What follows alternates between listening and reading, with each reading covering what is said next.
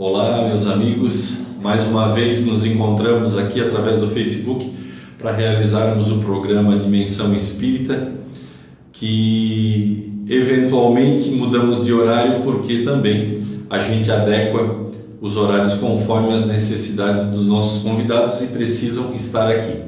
Agora no Facebook a gente tem essa possibilidade, nós somos donos dos nossos horários. Hoje eu faço a direção do programa porque o nosso amigo Gilberto Lima teve um problema de família e precisou se ausentar. Nosso conhecido amigo Raul Júnior hoje é o nosso convidado. Vamos falar de um assunto muito importante, formas de pensamento, mas nós temos agora uma forma diferente de começar os nossos programas. A gente tem perguntado aos nossos convidados como a doutrina espírita chegou até eles ou como eles chegaram até a doutrina espírita. Raul, como foi teu contato com a doutrina espírita e como fez tu vir, o que te fez vir aos estudos, à prática da doutrina espírita? Primeiramente, boa tarde Edson, boa tarde a todos que nos assistem. Foi em 2007 que eu fui convidado a participar de uma palestra lá no Allan Kardec, na Próspera, em Criciúma. Gostei bastante do ambiente, do atendimento, das pessoas muito cordiais, muito fraternas, muito amigas. Fui pela dor, como a maioria de todos nós chega na casa espírita através da dor. Até o fato curioso que logo depois eu iniciei o estudo aberto, me maravilhei com toda essa descoberta, que a doutrina começa a nos proporcionar. A gente fica empolgado, fica ligado no 220, porque a gente começa a descobrir coisas que no fundo fazem sentido, são coisas lógicas, a reencarnação, a existência de Deus, a preexistência do Espírito. Então, todas essas coisas começam a fazer sentido, E até eu brinco com o Walter Ney, que uma das primeiras palestras, Então, eu estava recém chegando na casa e todo mundo fala, não, você tem que ver uma palestra do Walter Ney. O Walter Ney é muito bom, ele fala muito bem. Walter Ney Hells, ele é hoje presidente da Nonauri, que é a união da região espírita sul, que vai aqui de Tubarão, já é da outra URI, Acho que é Jaguaruna para cá, Eu não tenho exatamente, mas ele coordena as casas espíritas aqui do sul de Santa Catarina. E aí, na primeira vez, então, das primeiras palestras, aí o Walter Ney apareceu para dar uma palestra, falando sobre a dor, que a dor na verdade, uma bênção disfarçada. Então, e ali ele começou a falar sobre a dor, que a dor é uma necessidade, não é um merecimento. E aí ele vai falar que a dor é uma bênção disfarçada e que o sofrimento é uma criação nossa, pela não compreensão da necessidade da dor. Logo, nós sofremos porque nós queremos. E eu cru, na doutrina, não entendi aquilo, por ignorância, eu fiquei, como assim? Eu estou sofrendo porque eu quero? E depois de longos anos, de muitas palestras, estudos, livros e seminários, e a gente vai entender, eu consegui entender, através do estudo, essa frase, que no primeiro momento pareceu mas até eu brinco hoje com o Walter Ney, que a gente é colega de casa, a gente dirige um grupo de estudos, brinco com ele que aquele dia, se ele ficou com dor de cabeça, foi por minha causa, porque eu saí muito bravo, justamente por não conhecer, por não ter esse conhecimento da doutrina. E daí em diante, a gente começou o estudo, começou com muita dificuldade e ainda tendo algumas limitações, a fazer as palestras da divulgação da doutrina espírita, participar de grupos de estudo, dirigindo, grupo aberto, grupo fechado. Então, nossa caminhada ainda está iniciando ainda. É importante a gente salientar, como o Raul colocou, que para aqueles que não conhecem a sistemática dos trabalhos de uma casa espírita, para que a gente alcance, suba, vamos usar um termo assim, suba dentro de uma casa espírita, só existe uma forma, estudo. né? A gente entra assistindo palestras, como diz ele, a gente vem pela dor, alguns pelo amor, mas eu não conheço a turma do amor ainda, eu conheço a turma que veio pela dor, mas depois dentro da casa espírita, ouvindo as palestras, a gente começa a estudar nos grupos abertos, depois 1, 2 anos a gente vai para o grupo fechado, quer dizer, fechado no sentido de que é aquele grupo que vai permanecer unido, porque no aberto há transição de pessoas, mais uns 2 anos, e depois, se a pessoa estiver apta, na visão dos dirigentes da casa, ele vai formar junto com outros os grupos mediúnicos, que são estudos fechados, mas então com o trabalho da reunião mediúnica. Então, isso é gostoso e é importante porque assim, não há paraquedas, né? As pessoas que estão na casa espírita estão por convicção, estão porque gostam, estão porque gostam de estudar e querem praticar a doutrina espírita. Muito bem, e a gente pratica a doutrina espírita aqui no Dimensão Espírita. Todos os dias. Tu preparaste um assunto muito legal. Então, nós vamos abordar hoje as criações mentais, a força do pensamento, né, as chamadas formas de pensamento que são criações nossas, né, e que acabam nos influenciando no nosso dia a dia, né? Então a gente vai começar, na verdade, com uma cena muito curiosa, vamos dizer assim, do livro Libertação. Você vai fazer um relato. Isto, um relato de um capítulo desse livro Libertação, escrito por Francisco Cândido Xavier, através do espírito André Luiz. André Luiz, que faz na sua coleção relato, né? Eu até brinco que ele faz uma novela, né? Me permitam usar esse termo, uma novela do mundo espiritual. Ele vai relatando com muita propriedade, iniciando com o livro Nosso Lar, depois o Mensageiro e assim vai seguindo, como é a vida no mundo espiritual e tudo aquilo que acontece, os envolvimentos lá e com a relação aqui. E aqui vai mostrar, tu vai relatar uma das relações entre o mundo espiritual e o mundo físico, encarnado, o mundo físico, né? Eu vou colocar nossos livrinhos por aqui, de acordo a gente vai mostrando. Perfeito, tranquilo. O André Luiz, que é conhecido como repórter do mundo espiritual, né? Então ele dá essa visão mais, digamos, amadora do mundo espiritual, né? De fácil compreensão. Então ele vai relatar que eles precisam fazer uma assistência, um trabalho de assistência para uma pessoa chamada Margarida, que está sofrendo um processo de obsessão. Antes disso, eles precisam pedir permissão para fazer esse atendimento ao obsessor. Ele estranha, né? Na verdade, pedir permissão, né? Porque eles tentam fazer esse atendimento e ela está sendo, entre aspas, protegida por uma falange de espíritos obsessores. Protegido é um termo, protegido o ambiente, porque ela na verdade estava sendo atacada, estava sendo atacada, e o ambiente, a casa dela estava sendo rodeada e vigiada por esses obsessores. Então, André Luiz vai falar que o dirigente, né, o Gúbio e o Alexandre, que acompanhavam, eles vão ser levados, né, vão ter que ir até uma cidade, no umbral, chamada Cidade das Trevas. E o curioso, nesse caminho, eles param na metade do caminho. Umbral, para aqueles que estão tendo os contatos com a doutrina espírita, é uma região espiritual que fica entre a Terra, a crosta terrestre e as colônias espirituais. Obviamente, pelo nosso texto, vocês vão ver que a gente fala das dimensões espirituais dos pensamentos, então também é formado em pensamento, né, criado essa região, onde os espíritos que estão em transição para as colônias e estão em perturbação passam. Usando uma analogia ao catolicismo, seria o purgatório, né? Aquela passagem de reacerto mental até que ele se encontre.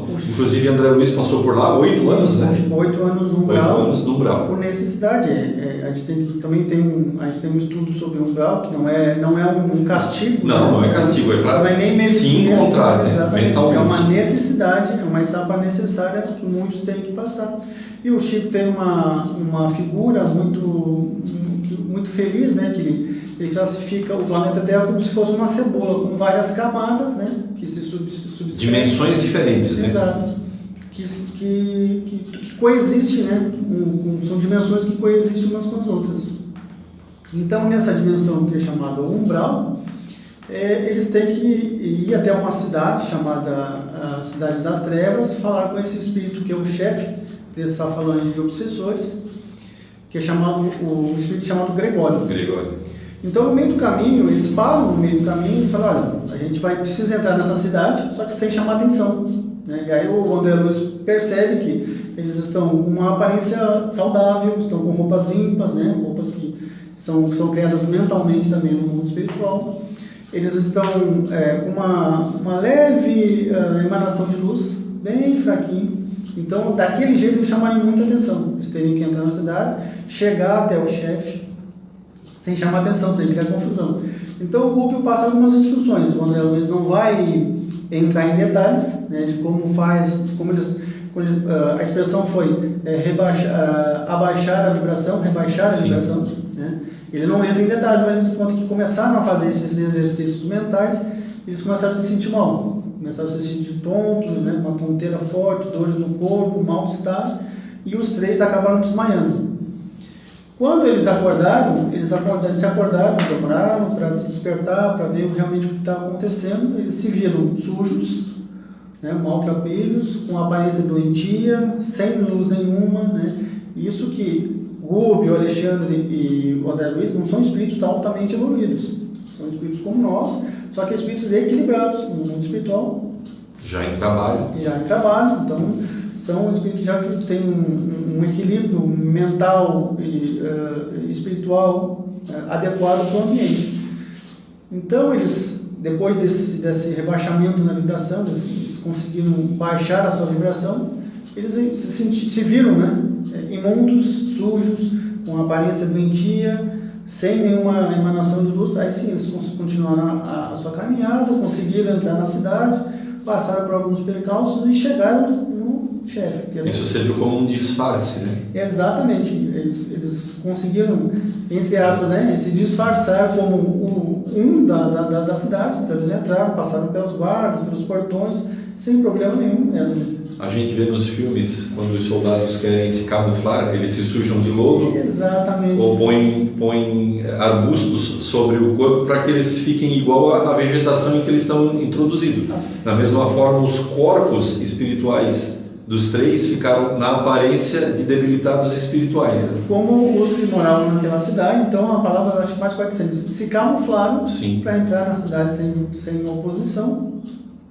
E aí a gente para pensar, né, nos espíritos altamente evoluídos, que muitos já não têm o corpo espiritual por estarem muito evoluídos, o esforço que eles fazem, né, para muitas vezes vir em missão na esfera terrestre. Então, a que ponto eles têm que baixar a sua vibração, tem que criar, muitas vezes a gente vai achar no outro livro de André Luiz, que acho que é o Breves da Vida Eterna, que eles precisam criar eles entram num recinto, criam um ambiente todo para o espírito Asclépios, que é altamente evoluído, que ia dar uma aula para eles, responder algumas questões significativas. Então eles criam todo mentalmente um ambiente e eles fornecem energia para que esse corpo espiritual pudesse ser criado, para que esse espírito altamente evoluído pudesse ser visto, né? Mas voltando para a história, eles entram em conversação com esse espírito, e aí tem uma conversa bem complexa, porque o chefe dessa falange dizia: não, vocês não vão conseguir, ela está sendo muito bem cuidada pelos nossos obsessores, pela nossa equipe, ela vai desencarnar, e era uma obsessão por vingança, né, desse espírito, desse espírito obsessor-chefe do Gregório, e eles conseguem, e finalmente o Gregório deu a permissão para que eles visitassem a Margarida. E aí eles voltaram para a esfera terrestre, foram até a casa, verificaram que a casa estava cercada de obsessores, entraram na casa, foram até o quarto de Margarida. E aí o André Luiz ele se depara com uma imagem bem forte, né? Ele detalha a imagem que ela estava deitada numa cama, com uma aparência doentia, sem forças para nada, não tinha vontade de comer, uma visão perdida no horizonte. E aí ele detalha o seguinte, que existiam dois espíritos obsessores permanentemente no lado dela. Fazendo emanações energéticas na cabeça e o outro no tórax. 24 horas por dia. E ele vai fazer uma distinção ali de passes como emanações energéticas positivas e emanações magnéticas como fossem negativas. Ele faz uma breve diferenciação. Então eles tem todo um processo extremamente complicado essa situação, e ele detalha também algo que é meio impactante, como a gente está iniciando, né? Quando a gente começa no livro do André Luiz, a gente está iniciando, começa pelo livro do Nosso Lar e vai lendo os demais livros. Ele relata que esses espíritos obsessores, eles colocam corpúsculos ovoides muito próximos da cabeça da Margarida. Explicando, o nosso assunto é pensamento, e por incrível que pareça, quando um espírito, ele normalmente por culpa, ele entra naquela fase de auto-se culpar, né? Então ele fica pensando sempre naquilo que ele fez, e muitas vezes por um obsessor ele fica soprando no seu ouvido, intuindo dessa forma: você é culpado, você é culpado, você é culpado, e a pessoa fica sempre pensando que é culpada. Isso é um processo longo, mas ela vai de tal forma perdendo a sua aparência espiritual, o seu corpo, né, que é o corpo perispiritual que dá a forma, ou ele congrega o espírito ao corpo físico, né, ele faz essa ligação. Ele perde a forma de tal forma que ele fica igual um ovo. E aí, então, a expressão usada por André Luiz, ovoides, que são espíritos que não têm forma e sugam por este movimento de pensamento contínuo de culpa as energias daqueles que também pensam em culpa. Então, há essa fluidez, né, de pensamentos. Eles não vão sugar energias de quem está pensando bons pensamentos, mas sim na vibração daqueles que também estão em culpa. Pensamentos similares. Então ele vai explicar que existem fios muito tênues ligados à cabeça da Margarida, sugando a energia vital dela continuamente. Então a imagem é muito forte, né, que ele passa. E a situação é tão grave que necessita de intervenção de esferas superiores, muito superiores, para conseguir contornar toda essa situação. O livro é muito bonito, são cenas. André Luiz ele vai aprofundando nesse assunto de obsessão, né, de como acontece a obsessão, e ele vai abordar esse assunto da força do pensamento, né, das emanações, das criações mentais. Então também é um assunto que é muito abordado nesse livro. Ele estuda justamente essas criações mentais que os espíritos projetam em torno de nós e que nós, encarnados, também projetamos ao nosso favor ou contra nós, né? Eu te falei que o nosso palestrante mandou material e a gente foi estudar para trazer algumas outras informações complementares àquilo que o Raul ia falar. E aí eu estava lá vasculhando na internet, que é um manancial de grandes informações, e peguei uma palestrinha, um pedacinho de uma palestra que foi retirada de um congresso em que o Haroldo Dutra Dias, juiz de direito lá de Minas Gerais, Belo Horizonte, que é um grande divulgador da doutrina espírita, falava sobre Emmanuel e André Luiz com relação ao pensamento, o que eles nos apresentam a respeito do pensamento. E aí ele fazia uma brincadeira de que nós temos, por exemplo, nos olhos duas glândulas, que são as glândulas lacrimais, que expelem um hormônio que é a lágrima. Mas temos glândulas internas, como a vesícula, como a bilis, outras tantas glândulas que expelem material, seja lágrima ou a bilis que vai ser colocada lá no estômago para ajudar a fazer a digestão.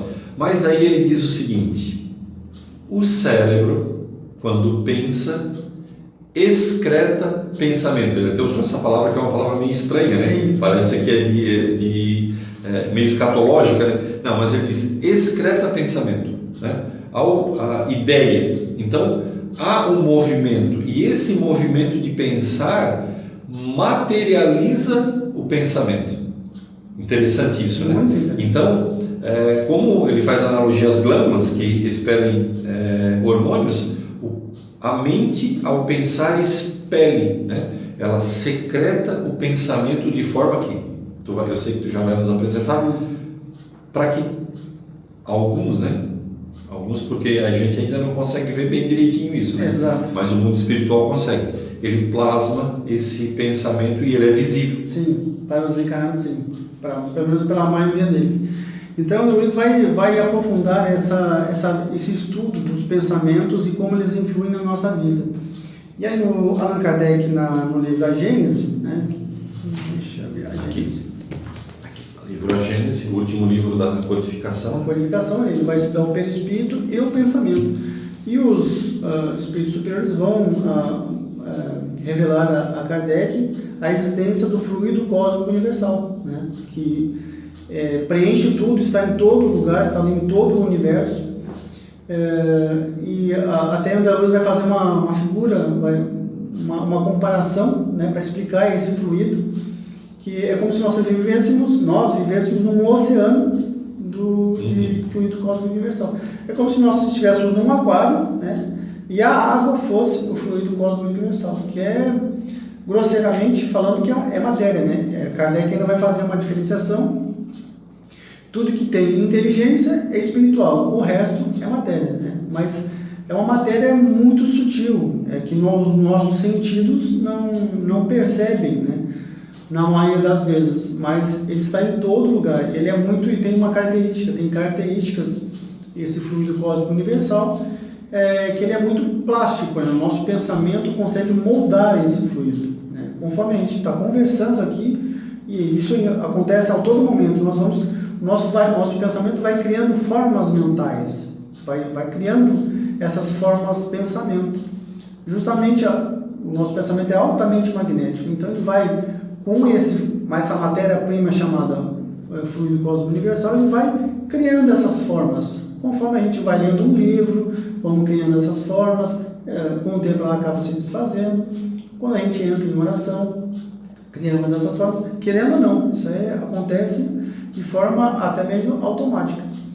Então, o André Luiz vai fazer essa referência que nós estamos mergulhados nesse fluido. E como a gente estava falando, Allan Kardec vai fazer como um grande pedagogo, ele faz essa análise mais grosseira. Tudo que tem inteligência espiritual e todo o resto é material. O Raul, naquele texto, naquela passagem, ele lembra que Emmanuel diz assim: a matéria já tem conhecimento de todos. Nós que estamos encarnados não temos toda a habilidade de entender da matéria ainda, mas o mundo espiritual já tem estudado a matéria há muito tempo. Eles conseguem ver o átomo como é o átomo. Nós não conseguimos ver o átomo ainda. A gente estuda e pelas leis da física e pelos cálculos a gente sabe o que é o átomo, o núcleo, como ele se comporta. O mundo espiritual já tem contato com toda a matéria. E aí ele fala o seguinte: mas com a mente e o pensamento nós vamos começar a estudar agora. Olha só, Emmanuel e André Luiz falando, nós vamos começar a estudar agora. Não temos nem a noção ainda exata. E olha que Emmanuel e André Luiz estão numa posição de estudo, né, de elevação e de aprendizado muito diferente da nossa. Sim. Mas eles não têm ainda... Não se tem ainda, né? Não se tem, no modo muito generalizado, a consciência completa de como funciona o pensamento. Exato. Mas sabem das particularidades dele, né? Exatamente. Até quando tu falou dessa expressão que Emmanuel falou, no livro Roteiro, ele vai falar que nós ingerimos pensamentos, né? Que existe essa corrente, né? Assim como a gente está falando e o ar serve de meio para o som se propagar, o fluido cósmico universal serve de meio para os pensamentos se propagarem. Então, a gente está mergulhado nesse oceano de fluido e, ao mesmo tempo, nesse oceano de pensamentos, né? Que acabam nos conectando com os mesmos pensamentos semelhantes, acabam se conectando, né? Então, essas formas de pensamentos que nós criamos, na maioria das vezes, os desencarnados conseguem enxergar. É como se eles tivessem uma grande televisão aqui, eles não conseguem acessar o nosso pensar, mas eles estão vendo nessas criações mentais o que nós pensamos. Alguém já está com medo, mas será que todo mundo já está vendo o que eu estou pensando? Na verdade, o Raul fez um grande exemplo no começo, que ele falou da cebola, né? A cebola ela é feita de camadas. Obviamente, as vibrações, quando ele fala das camadas, são as camadas vibracionais. Quem que vai ver o meu pensamento? Todo espírito que for superior à minha camada vibracional. Então, o meu anjo de guarda e os espíritos superiores veem aquilo que eu penso. Mas e aquele que vai me obsediar? Ele vai enxergar o meu pensamento quando o meu pensamento tocar a mesma vibração do pensamento dele. Então, o Raul vai abordar, mas então, meu anjo de guarda, os espíritos superiores veem o que eu penso? Veem. Só que assim, eles têm muita coisa para fazer. Eles têm muito trabalho para fazer. Eles não vão ficar prestando atenção em tudo que a gente está... Até porque se a gente está querendo pensar coisas que não são legais, eles têm outras coisas para fazer. O nosso anjo de guarda não cuida só da gente, cuida de outros tantos. Pelo livre-arbítrio, se a gente quiser pensar coisas não tanto evoluídas, eles pensem, vai no teu pensamento aí, que eu vou fazer outras coisas que eu preciso continuar minhas tarefas. E aí quando a gente faz isso, a gente vai encontrar a vibração, ou um outro amigo nosso espiritual vai encontrar essa nossa vibração e vai enxergar, vai ver aquele quadro mental que a gente está projetando no fluido cósmico universal. Exatamente, esse fluido, essa forma mental que nós criamos, né, ela vai se tornar vai ter mais vitalidade conforme a forma de repetitividade do pensamento. Exatamente. Né? Que seria aquele círculo vicioso do pensamento. Né? Exatamente. Conforme a gente vai repetindo os mesmos pensamentos, as mesmas ideias, essa imagem vai se tornando cada vez mais, entre aspas, viva, vai se tornando mais visível, né, para o mundo espiritual também. Então, eles não conseguem penetrar nos nossos pensamentos. Mas no momento que a gente vibra na mesma faixa, na mesma frequência, esses espíritos conseguem ver essas formas mentais, essas formas de pensamento. E aí se comprazem ou não, né, com essas formas.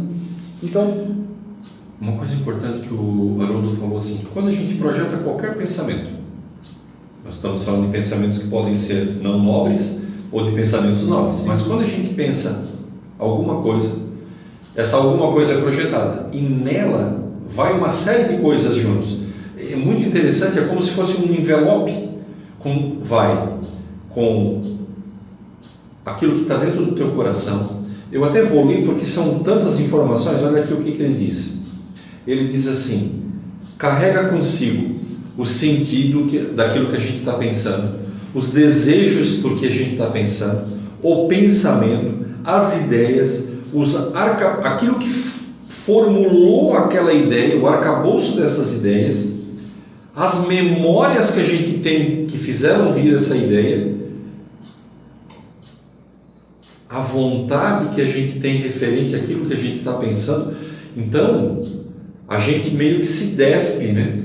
Quando a gente pensa, e aí nós vamos pensar numa situação não nobre, a gente se despe, né? Porque a gente põe fragmentos do nosso eu completo lá, né? Baixa totalmente a guarda. Ela tem tanta vitalidade essa forma de pensamento que ela começa a influenciar a nós mesmos. É nós a criação e a criação começa a influenciar de forma positiva ou de forma negativa. Um grande exemplo é quando a gente está orando, né? Ou muitas vezes na hora do passo, na hora da palestra, o dirigente que está do trabalho, vamos imaginar a imagem de Jesus Cristo. André Luiz vai falar que a imagem de Jesus é a imagem mais forte para equilibrar o ambiente, né? Trazê-lo à nossa mente. Tamanho é a nossa força dentro do nosso pensamento. A imagem de Cristo se faz naquele ambiente e só a imagem por si só já ajuda a equilibrar o ambiente. Não é à toa, né, que quando tem quando 2 ou 3 estiverem reunidos em meu nome, lá eu estarei, né? Então, quando 2 pessoas, 3, 4, 5, 100 pessoas estão tendo o mesmo pensamento, fazendo a mesma criação mental, o Cristo se faz presente ali através da imagem dessa criação e também através dos trabalhadores, né? A força do pensamento é tão grande que o próprio Cristo, né?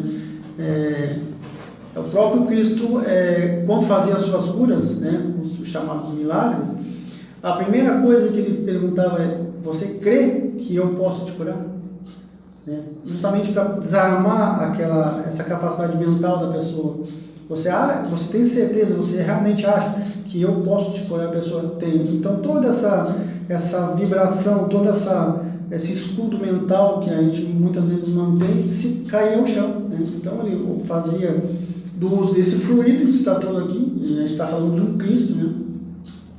No livro A Caminho da Luz, no primeiro capítulo, Emmanuel vai dizer que antes da criação do planeta, Jesus já era o Cristo, já era pertencente a uma comunidade de espíritos puros, e ele já era o Cristo.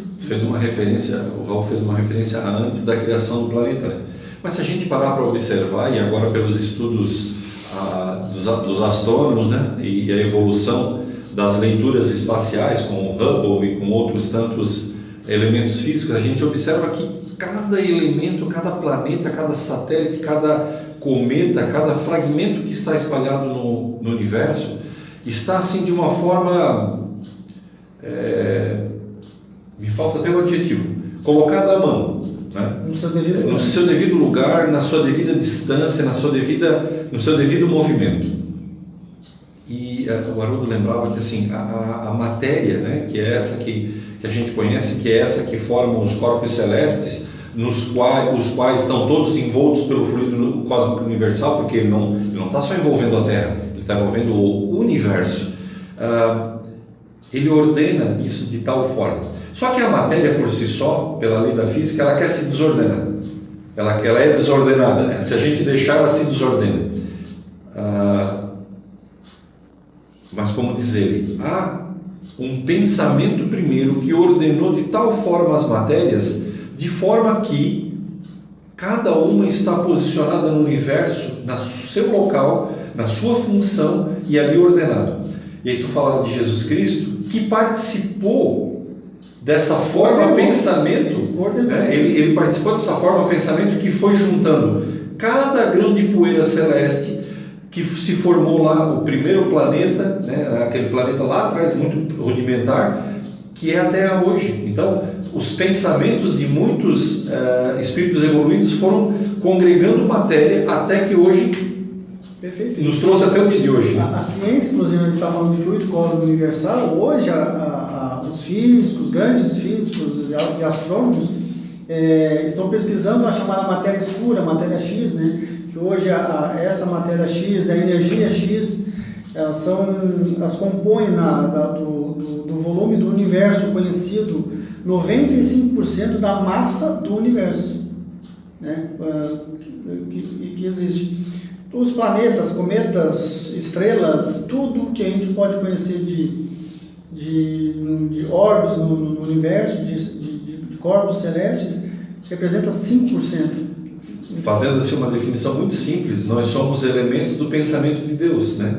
O pensamento de Deus ordenou o universo, as coisas, né? De um modo geral, assim, porque a gente não sabe a extensão desse universo, né? Então ele pode ser um universo de muitos universos, porque a gente se acha muito no universo que a Terra é o grão mais inteligente do universo, né? Sim. Até outro dia eu disponibilizei no grupo do Consolador Prometido da nossa casa uma fala do Carl Sagan, falando do ponto azul que é a visão da Terra lá de Saturno. Sim. A nave que estava passando por Saturno virou e fotografou a Terra, era um pontinho azul nesse universo. Então nós somos nada, por universo somos insignificantes, mas obviamente para o olhar de Deus nós temos uma significância. Aliás, cada um de nós, espírito, temos uma significância, e por isso que somos universais, porque estamos inseridos nesse universo.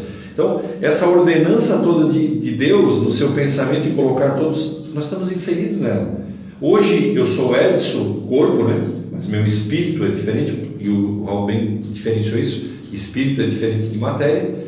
A matéria está envolta pelo fluido cósmico universal, e um corpo hoje me deixa habitar aqui, né? meu espírito está habitando esse corpo, Sim. que um dia será cinza, ele voltará para essa mesma matéria que o iniciou, que é o pensamento de Deus. Então os espíritos estão no pensamento de Deus, plasmados no sentido, nesse enorme plasma do pensamento de Deus e da ordenança que é, e eventualmente os corpos, os organismos formam um novo organismo para que eu possa reencarnar, que tu possa reencarnar, Exatamente. para que todos possam Se a gente reencarnar. pensar, eu gosto muito de estudar astronomia, então nossos corpos, tudo... Tu vive no mundo da Lua. Ainda não, quem sabe um dia.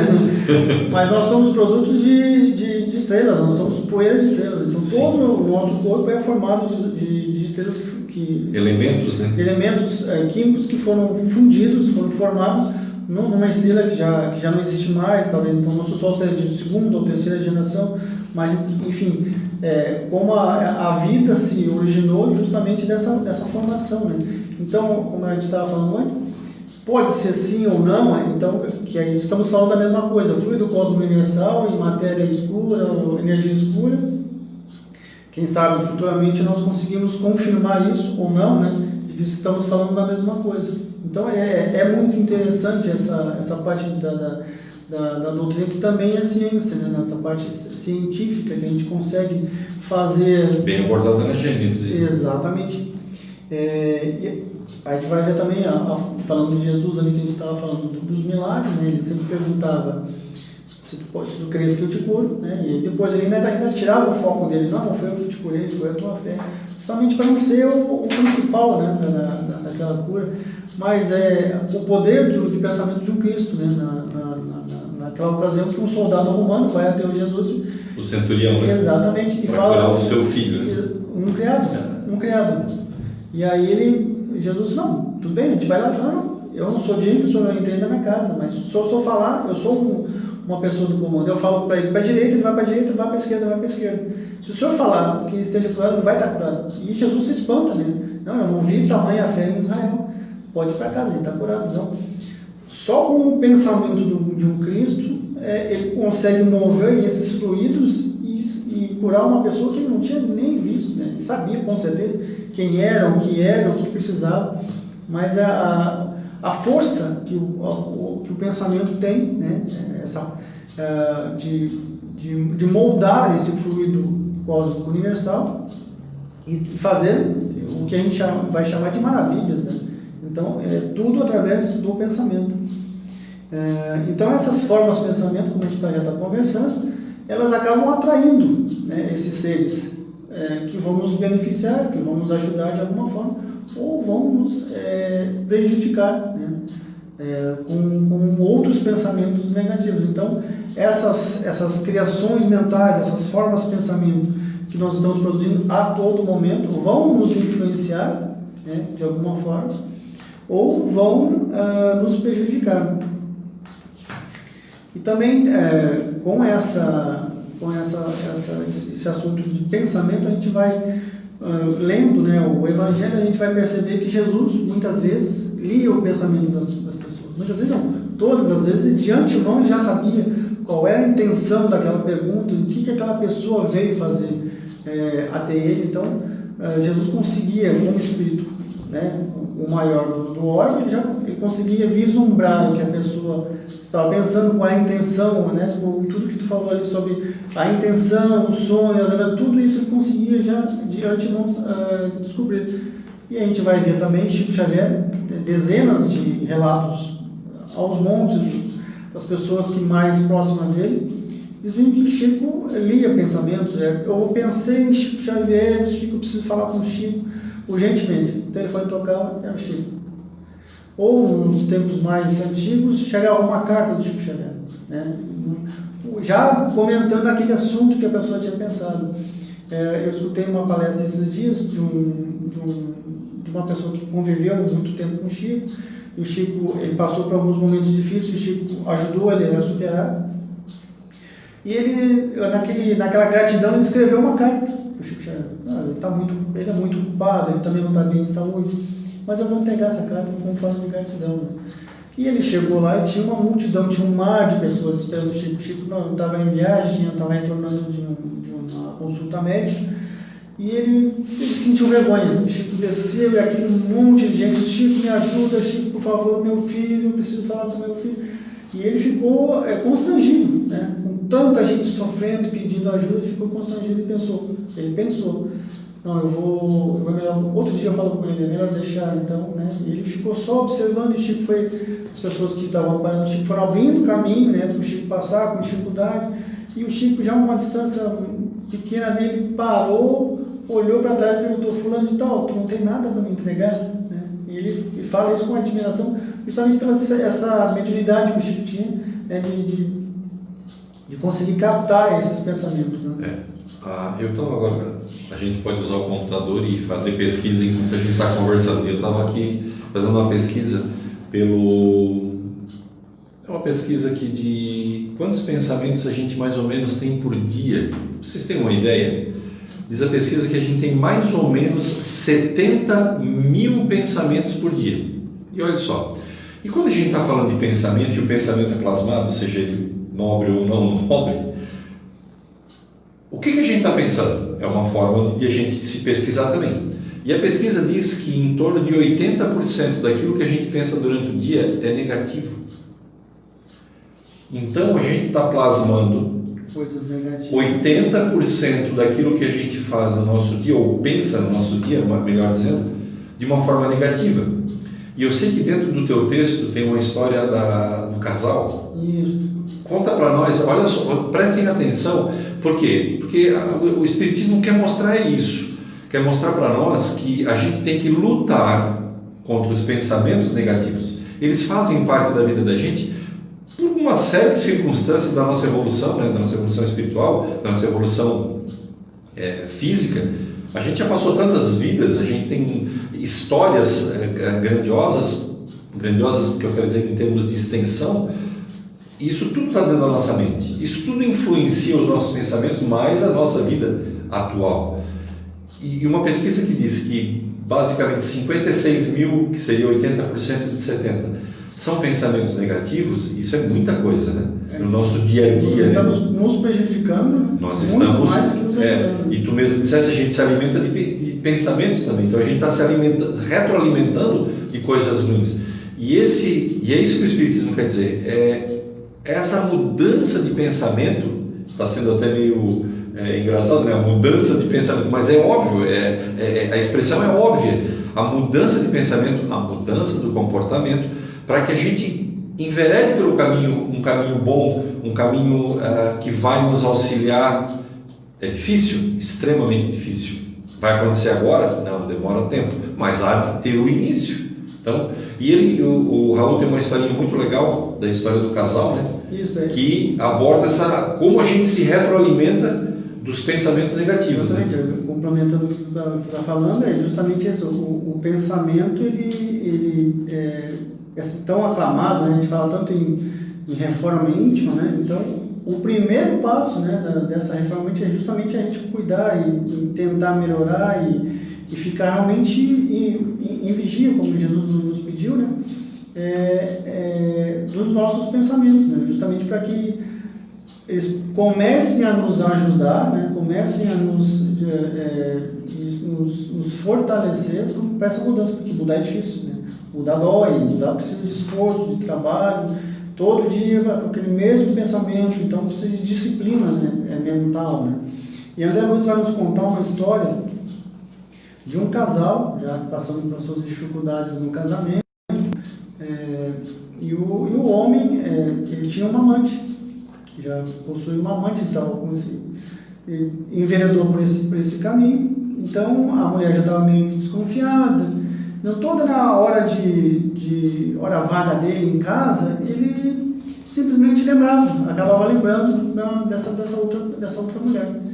E André Luiz vai descrever que a força desse pensamento era tão grande e esses pensamentos eram tão repetitivos que a imagem dessa mulher se fazia presente na casa. E a esposa sentia isso e se ressentia pela presença da adversária. Ela, sem saber, sem nem imaginar, ela sentia a presença dessa terceira pessoa, dessa outra. Na verdade, era o pensamento do marido. Do marido. Não era a presença física da... Exatamente, ela não estava ali, não se tinha se desdobrado espiritualmente, não. Interessante isso, né? Era uma criação mental daquele homem. E aí, ela tinha tanta vitalidade que quando ele saía de casa, essa criação mental ficava na casa. E acontecia até uma disputa, né? Uma disputa mental, psíquica entre a esposa e a amante. Isso causava mais, né, como tu falou, retroalimentava esse sentimento de tristeza, de traição, de dor da esposa. Então, e aí André Luiz vai perguntar ao seu mentor, né, daquele trabalho, qual seria a solução desse caso, né? E aí ele vai falar naquele tão proclamado perdão. É somente através do perdão que essas imagens negativas, que essas criações mentais negativas se desfazem, né? Então a gente começa a pensar. Uma pessoa que tem um desejo, um pensamento constante de vingança contra a outra. O que acontece? Eu quero me vingar do fulano de tal. A imagem do fulano de tal, daquela pessoa que magoou ou que fez alguma coisa que motivou esse desejo de vingança, se materializa no lado da pessoa. E como diz o Haroldo Dutra, com todas as essências do teu pensamento ali colocadas, né? Tudo. Todo esse sentimento negativo, esse ódio, essa vontade da vingança, está impregnada ali. E ela começa a nos influenciar. E aí começa a fazer um ciclo... uma auto-obsessão, né? Exatamente. Tem um ciclo virtuoso e um ciclo vicioso. Cria-se um círculo vicioso, né? Entre eu quero me vingar e essa imagem, essa criação reflete esse desejo de vingança e só vai aumentando esse sentimento de ódio, esse sentimento de raiva. É como se mentalmente, não visualmente, né, com os nossos olhos da carne, eu o visse sempre do meu lado e o meu desejo era de atacá-lo sempre. E na verdade é eu que criei essa imagem. Criando essa imagem a ponto de eu não conseguir mais esquecer. Eu não penso em outra coisa senão naquela vingança, naquela pessoa.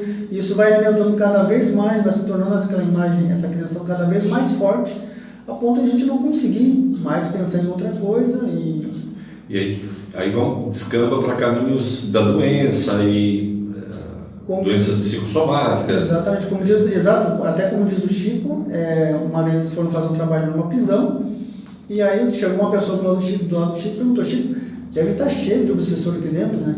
E aí o Chico disse: não, minha filha, aqui está cheio, os obsessores estão lá na rua, porque já conseguiram fazer o que eles queriam, né? Aqui está cheio de mãe, está cheio de pai, aqui estão os espíritos que amam essas pessoas aqui, estão velando por elas, estão tentando ajudar elas de alguma forma, em oração, na presença espiritual. Então, é mais ou menos isso. Quando a gente ama, a gente não abandona, e não vai ser a morte física que vai fazer esse crescimento. Interessante que nessa relação viciosa, eu não recordo agora exatamente em qual palestra foi, mas Divaldo fala do perdão, né? Porque bem tu colocasse como qual seria a melhor forma, né? A forma mais correta de se cortar esse vínculo, né? Seria o perdão. Mas falar de perdão para nós é uma coisa difícil, né? Porque a gente remoe muito a mágoa, né? A gente traz mágoa de existências anteriores, imagina mágoas. Eu sempre digo nas minhas palestras, a gente traz, a gente fala nas palestras, a gente tem que perdoar, e tem que perdoar, mas a gente traz mágoas de vidas anteriores e a gente fala de esquecimentos ruim. Imagina se a gente conseguisse. Eu quero lembrar tudo que me aconteceu em todas as minhas existências. Isso aí só se eu fui rei, né? A gente sempre brinca aqui, se eu fui rei. Se eu fui plebeu, eu não quero saber. Mas eu quero saber das minhas vidas. O que a gente fez para trás não é de se orgulhar, né? Então, tu imagina que se a gente voltar a nossa cabeça para os nossos anos agora, da nossa encarnação, e a gente lembrar de alguma desaforo que aconteceu com alguém, a gente já se ressente. Imagina que aconteceram muitos desaforos nas nossas vidas em vidas passadas. Então imagina tudo isso, está dentro de nós, mas está lá, o esquecimento, graças a Deus, nos faz, é uma bênção que faz a gente reviver um novo momento, mas sem ter que ficar vasculhando só apenas com os sentimentos e lutando contra eles e vivendo melhor assim. Então, o perdão é uma forma de a gente poder fazer isso. E aí, o Divaldo falava, eu crio essa imagem daquilo que eu quero me vingar, porque ele fez um mal. Só que aquele que fez mal para mim não tem pensamento ruim por mim. Talvez ele já me perdoou, talvez ele não quer mais o meu mal. Isso não vai ter com ele, vai ter só comigo. Obviamente, se aquele para quem eu desejo mal estiver também pensando mal comigo, aí cria um vínculo, esse vínculo se faz, né? E aí começa uma disputa de vibração muito mais intensa. Mas na alegoria que tu trouxeste para nós, é quando eu crio a minha TV da maldade, né? a minha imagem da maldade, e ela chega um momento que a gente já não sabe mais se é nós que estamos alimentando ela ou ela que está nos alimentando com exato, ela é meio que cria uma vida paralela, né? Mas esse assunto do perdão, para nós espíritas, né, que temos a doutrina para nos guiar, na pergunta 625 vai dizer qual é o modelo mais perfeito que Deus tem nos dado, né? E aí eles vão responder que o caminho, o guia, né, e o modelo da humanidade é Jesus Cristo. Então não seria lógico que nós, espíritas, seguíssemos o modelo e guia, né? A gente começa a pensar, na verdade, claro que em cima das nossas próprias vidas, das nossas próprias acontecimentos das nossas vidas, e aí a gente começa a ficar meio incomodado. Por quê? Vamos imaginar, vamos relembrar, na verdade, Jesus Cristo pregado numa cruz, sua mãe ali aos seus pés, desesperada, porque o corpo dele foi moído de ponta a ponta. Ele, num esforço, ele ainda pede a Deus perdoe-os, porque eles não sabem o que fazem. Ele nem diz, eu estou perdoando vocês, porque na verdade ele não se sentiu ofendido daquilo, né? Ele tinha plena consciência da nossa condição. Mas ele sabe da nossa relação com Deus e pede, né? Pai, perdoa eles não sabem o que fazem. E aí, seria lógico a gente tomar Jesus como modelo e guia, né? Ele como modelo. Mas normalmente o que acontece? O fulano pisou no meu pé, né? Jesus, a gente acha muito bonita essa cena. Jesus perdoa, Pai perdoa eles que não sabem o que fazem. Mas basta uma fechada, a gente, né? No trânsito, no trânsito é a minha fraqueza, eu sempre falo isso. E aí eu até brinco com a minha esposa que eu tinha que ter duas coisas. Uma numa bazuca, né? E olha só, espírita, cristão, querendo uma bazuca ou um Corcel 1. Porque um Corcel é aquele modelo antigo. Batalha dura? É ferro puro, para-choque de ferro é ferro puro, justamente porque aí a pessoa não deu sinal, não bate. Pois é, não deu sinal. Então isso incomoda muito esses pensamentos, né? Porque a gente vai numa palestra e fala, meus irmãos, a importância do perdão, mas a gente ainda não tem condição, hoje não está se esforçando o necessário para viver esse ensino, esses ensinamentos. Jesus deixou tudo muito bem documentado, essa parte mais urgente no Evangelho. Então, material, a doutrina tem farto material justamente para justamente começar esse processo de renovação, né? A gente está iniciando o processo de renovação. Vai durar séculos, talvez milênios, mas a gente está iniciando esse processo. Então a gente tem quando a gente começa a tomar essa consciência de que a gente não está vivendo, a gente ainda não está vivendo o que a gente está pregando, né? Isso incomoda, né? Isso começa a incomodar, dá um desconforto muito grande. Nós estamos envoltos em, teoricamente, 7 bilhões e meio de pensamentos, que é os encarnados, os encarnados, que são aqueles que estão vivinhos da Silva sobre a Terra. Então, essa quantidade de pensamentos, e obviamente nós estamos muito mais influenciados pelos pensamentos aqui da nossa região, que vão também criando essa psicosfera sobre a nossa região, e muitas vezes a gente se pega pensando coisas que normalmente não se pensa, mas são influências desse pensamento que está sobre nós, que a gente tem essa ligação, nós estamos todos aqui. Por algum motivo a gente cai na vibração, toma um pensamento desse. Então, eu digo para ti e digo para outras pessoas, mudança é fácil? Não. Não, nunca é. A reforma íntima é fácil? Não, não é. Mudar o pensamento é fácil? Não. Mas a gente tem que começar a fazer alguns exercícios. Eu comecei a fazer alguns exercícios, Raul, tipo assim, não ficar mais lendo notícia ruim. canais de notícia ruim. Na verdade, lá em casa a gente não tem mais assistido noticiário de canais. Então, acabei também perdendo que basicamente nos trazem diariamente notícias ruins, porque vendem mais, né? A gente já sabe disso. Conversas ruins. Procurar pessoas que conversem coisas boas, coisas construtivas. Há também o dia do relax mental, mas no relax mental a gente está lá conversando bobagens, mas bobagens que servem para nós, assim. Como dizia até um colega, eu ouvia no rádio, assim, a gente olha para a estrela e fica discutindo a cor das estrelas. É aquele dia que a gente pensa, não fica pensando nas profundidades do universo, mas a gente pensa junto com outras pessoas de bom pensamento. Mas coisas agradáveis que vão de forma... E a notícia afastada, o pensamento ou as conversas afastadas fazem também com que a gente possa mudar os nossos comportamentos, né?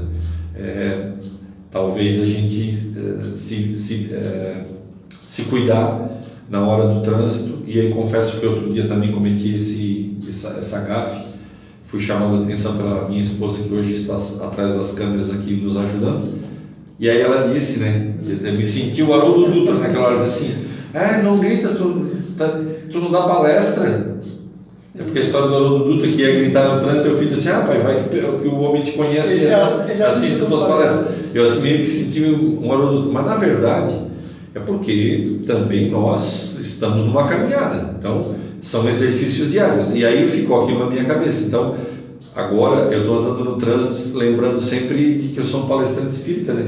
E aí só que assim, o trânsito há de contar para a humanidade que é a maior forma de medir a nossa paciência.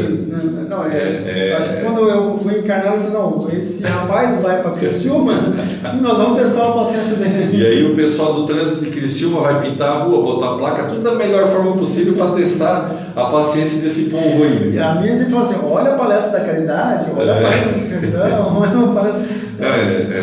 A gente leva as esposas para as palestras, depois na volta elas vêm dizendo: vê se tu faz aquilo que tu falou lá na palestra. Já começa a fazer, pelo menos já está ótimo. Mas esse é o ponto, né? A gente já está se encaminhando para o final do nosso programa, já viu? A hora passa rápido. Então, é a hora mais rápida do mundo, é essa do Dimensão Espírita. A proposta do Espiritismo com relação a pensamento, comportamento, mudança, né? Que fazem parte desse contexto em que o pensamento está inserido, né? Sim. Porque ele nasce, né? Ele nasce daquilo que a gente está envolto. Nós experimentamos a influência dos bons pensamentos e dos maus pensamentos todos os dias, né? Por exemplo, quando a gente vai tem que ir num velório, cumprimentar alguém dos nossos conhecidos, e a gente chega no velório, a gente sente aquele clima pesado, né?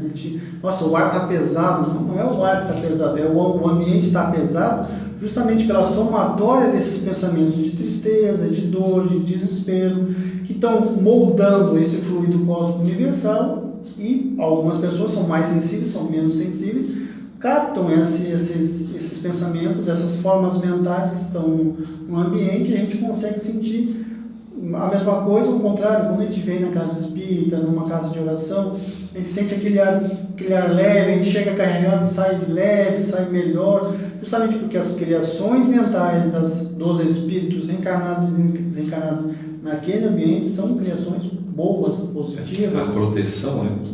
Sem contar toda a proteção, a limpeza que é feita antes, durante e após as palestras, né? Então, a limpeza do ambiente, né?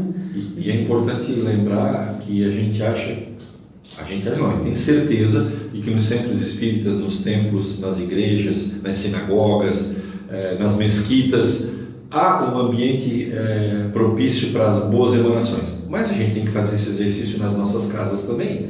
As nossas casas, que são os lares dos nossos corpos. A gente vem tomar instrução espiritual na casa espírita, mas nós vivemos nos nossos lares, e é lá que a gente tem que ir, junto com a família, criar emanações, pensamentos, de forma que também seja leve a nossa casa, evitando a discórdia, evitando a briga, evitando a fala alta, naquele sentido de discussão, e trazendo para dentro das nossas casas a oração, Jesus na sua essência, o Evangelho no lar, que é um exercício que a gente nunca vai deixar de trazer e de informar que é aquele dia da semana que a gente escolhe aquele horário marcado com a espiritualidade para a gente ler o Evangelho segundo o Espiritismo, que está aqui. A gente abre aleatoriamente ou na sequência, como queira, lê, explica com as próprias palavras e eu queria ter, eu não tenho, eu queria ter. São das poucas coisas que eu gostaria de ter dessa relação com o mundo espiritual, é ver uma reunião de Evangelho no Lar. Assim, todas as entidades que ali são trazidas, tanto aquelas que precisam igual a nós ou mais que nós ali, e as entidades protetoras que cuidam. Diz, eu não sei, foi uma outra pessoa que passou por aqui que nos comentou, que o Evangelho no Lar, ele feito numa casa, ele traz luz para o quarteirão.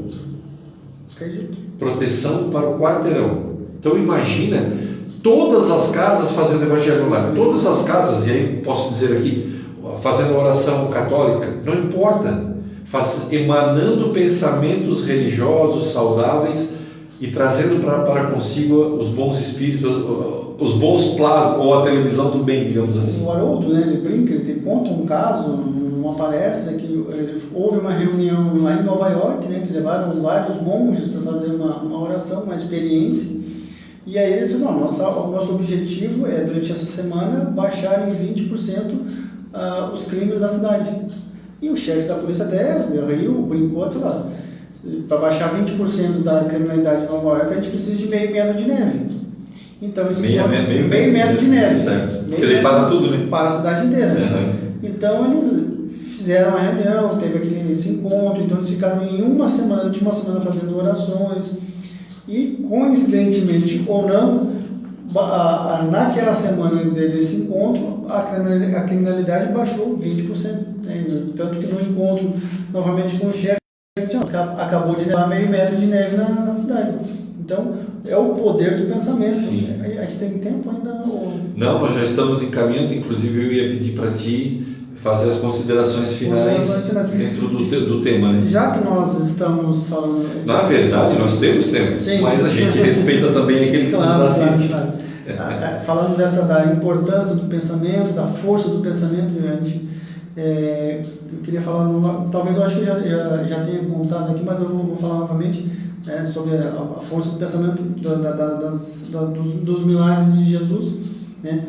Que num determinado dia do estudo aberto, uma pessoa me perguntou, uma pessoa de uma outra religião me perguntou, por que em outros templos de oração, né, ele citou os templos, acontecem ainda milagres de Jesus Cristo e na casa espírita não acontece, né?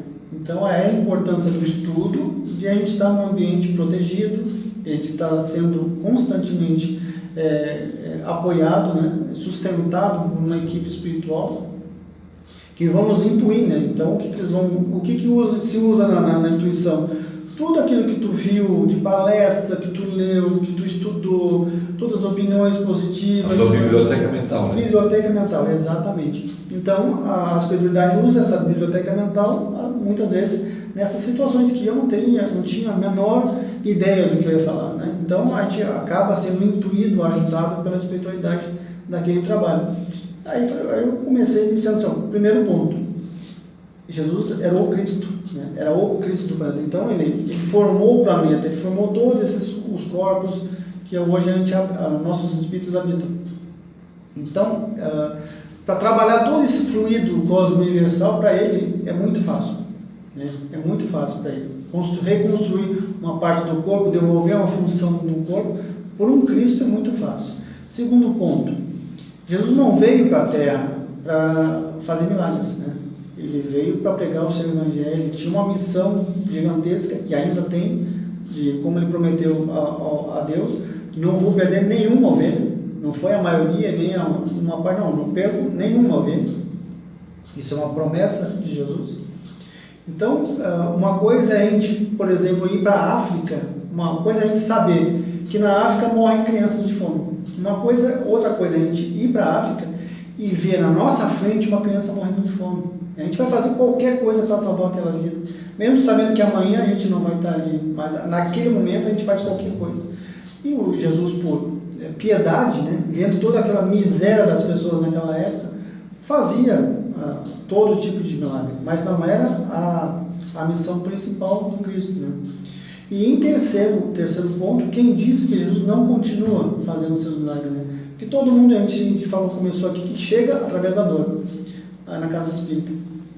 Então a gente chega com uma dor gigantesca. A gente chega na casa espírita cego e paralítico. A gente não enxerga a dor dos outros, a gente não tem a ideia que os outros sofrem tanto quanto a gente, né? A gente não consegue ainda ver que os outros também sofrem, e às vezes muito mais que nós. Conforme a gente vai estudando a doutrina, a gente vai começando a iniciar o trabalho na doutrina espírita, a gente vai percebendo que outras pessoas também sofrem, também passam pelas mesmas dificuldades, e muitas vezes dificuldades maiores que as nossas, e a nossa dor vai diminuindo, e a gente vai conseguindo enxergar o outro. E enxergando o outro, a gente deixa de ser paralítico, começa a trabalhar em favor do próximo. A gente percebe que os outros precisam da nossa ajuda. E esse processo de cegueira, de paralisia, a gente iniciou ainda, a gente ainda está em tratamento. Então, a gente precisa, na verdade, ter essa responsabilidade, essa consciência de que o pensamento é criador, ele tem muita força. O Cristo fazia tudo isso através do seu pensamento. Tem toda a doutrina falando muito sobre a questão do pensamento, da força mental, das criações mentais. Então a gente precisa ter essa iniciativa, né? O nosso primeiro passo, né, da nossa reforma íntima, da nossa mudança, é ter controle, ou começar a ter controle, né? O Divaldo sempre fala, quando vier um pensamento negativo, imediatamente substitua. Troca por um pensamento positivo. Ah, mas não é fácil. Ninguém disse que é fácil. Nos primeiros momentos... É um exercício, né? Exatamente, vai ser muito difícil. Mas com o tempo, com persistência, esses pensamentos vão sendo substituídos. E aí, daqui a pouco vira automático, né? Chega um pensamento, opa, isso aqui não é meu. Muda, já começa a pensar, entra em oração, pensa em Jesus, vai trabalhar, né, de cabeça vazia, né, Jesus ditado. Então a gente está iniciando esse processo, então é importante que a gente se ajude, né?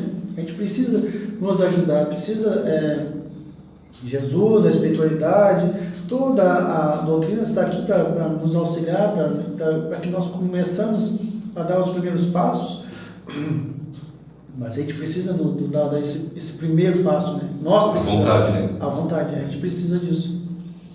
Raul, agradecemos profundamente por teres aceitado o nosso convite. Eu que agradeço. Preparado esse tema que é muito importante para nós, e pedir sempre, né, para que Deus, Jesus, possa derramar sobre nós as suas bênçãos, porque a gente nasce relativamente cego, né?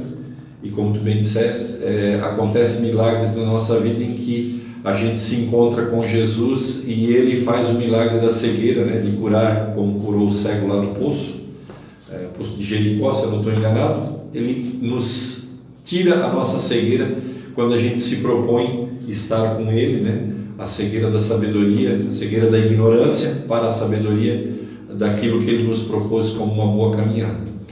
O Dimensão Espírita fica por aqui essa semana e a gente se encontra na próxima semana, se Deus quiser. Que assim seja.